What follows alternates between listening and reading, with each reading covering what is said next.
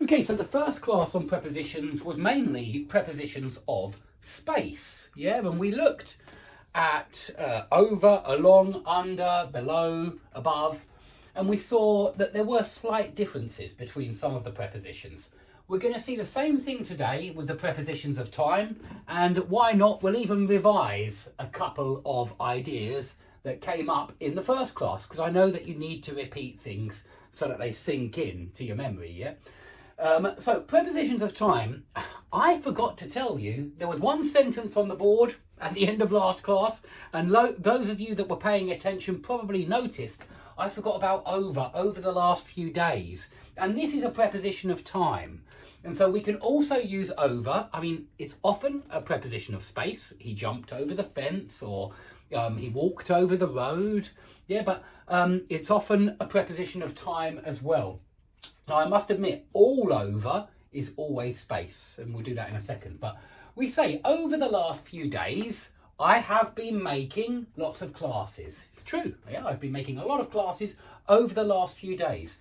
So when you're talking about a period of time that continues into the present, you certainly can use over and then over the last few days, over the last few weeks, over the last few months. It really works well with the last and the next, over the next few months, for future predictions, that kind of thing.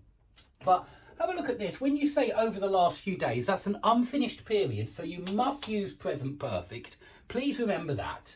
But I want to point out that you can say in the last few days, and you can say during the last few days. Okay, so both of those are also possible. I don't think that during is very common anymore in this kind of expression, but it is possible. I think over is the most common, and then in. Okay, so bear in mind that here we mean over a few days. We don't mean after the last few days or before the last few days. We mean over the course of. And that's quite an interesting expression. In fact, you will see it sometimes, over the course of the last few days.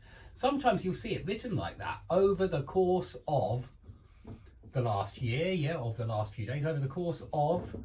But we often just say over the last few days, and then I've been making lots of classes. Have a look at the next example. I'm sure I'll bump into you over the next few months, yeah, in the course of the next few months, over the course of the next few months. And yes, you can say in the next few months or during